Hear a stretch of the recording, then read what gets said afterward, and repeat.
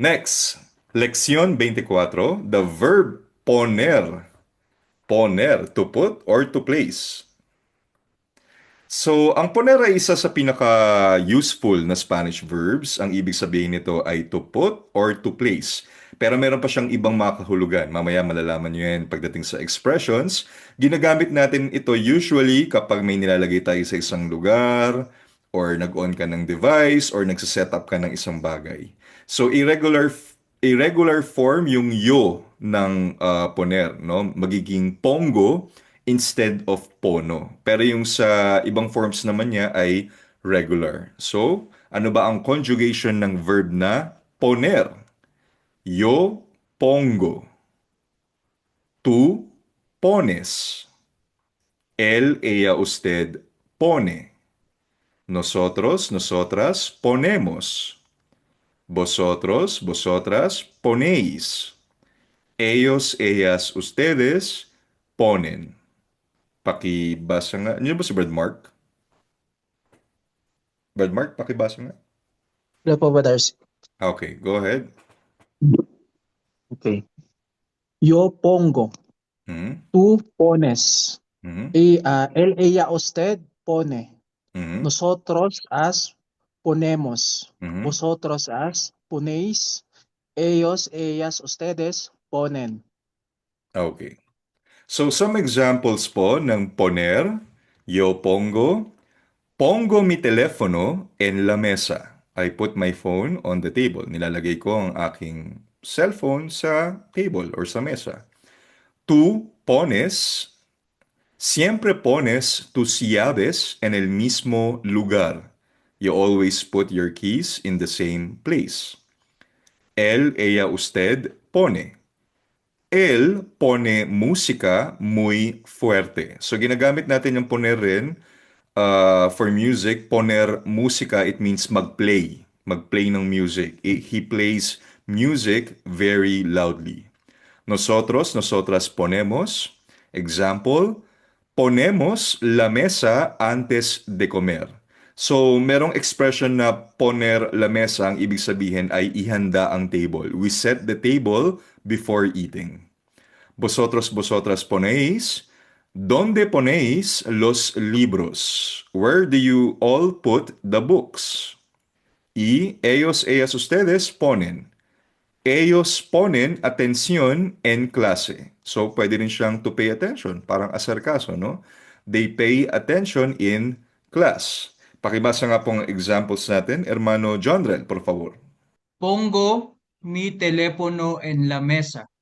Mhm, Siempre pones tus llaves en el mismo lugar. Él mhm, pone música muy fuerte. mhm. Ponemos la mesa antes de comer. ¿Dónde ponéis los libros? Ellos ponen atención en clase. Muy bien. So, some common expressions po with the verb poner. Number one, poner la mesa or set the table. Por ejemplo, los niños ponen la mesa todos los días. Number two, poner atención, to pay attention, para siyang aserkaso rin, no? Por favor, pongan atención. Ayun. Pwede rin niyang prestar atensyon, pero maraming ways yan to say, to pay attention. So please pay attention, pakiusap magbigay pansin kayo, or yun, makinig kayo. Poner una película, to put on a movie. Voy a poner una película esta noche. Other expressions, poner música, to play music. Pone música relajante para estudiar. Or poner algo en marcha, to start something or isagawa ang isang bagay or isang kilos. For example, vamos a poner el proyecto en marcha. So, sisimulan na natin ang proyekto or we are going to start the project. Poner nervioso o nerviosa, to make someone nervous. So for example, me pones nervioso cuando me miras así. You make me nervous when you look at me like that. Yung ibang mga words na hindi nyo naintindihan, don't worry, mauunawahan nyo rin yan in the future. For now, itingnan nyo lang siya as a whole. Huwag nyo siyang himay-himahin pa. Okay?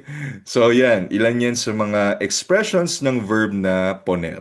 So, sige nga po. Quiz tayo! Ayun, tulad nung aser, pakilagay lang po ang tamang conjugation ng verb na poner. 2 minutes. Okay. Listo? Sige, sabay-sabay nating answeran. Number 1. What is the correct answer? Yo pongo la mesa. Número 2. ¿Dónde ¿Dónde pones tú la mochila? mochila? Mochila. ¿Dónde pones tú la mochila? 3. Ella. Ella pone una película Muy bien. para los niños. Correcto. 4. Nosotros ponemos música en la fiesta. Muy bien. 5. Ellos ponen sus teléfonos aquí. Ellos ponen sus teléfonos aquí. 6.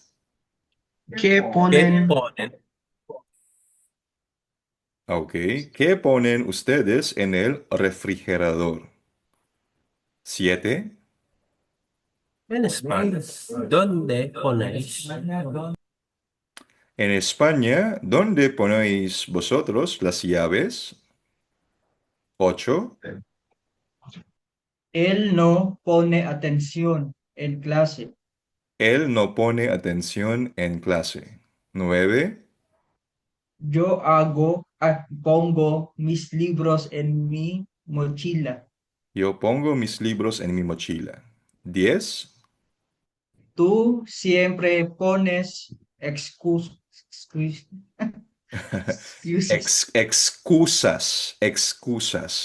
Ano yan? Excuses.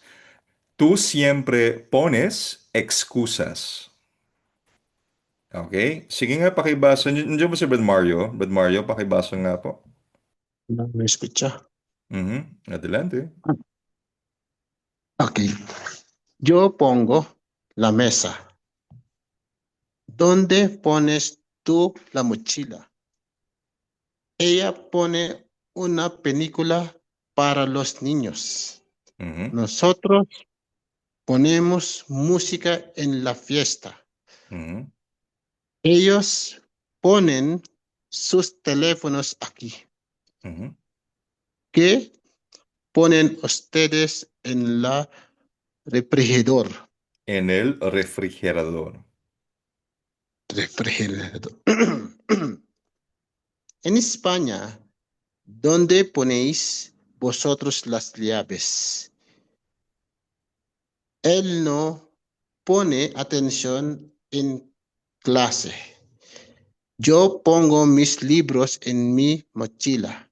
Ujú. Tú siempre pones excusas. Hindi siya Q. Q. Excusas. Excusas. Ujú. Muy bien. Excusas. Muy bien.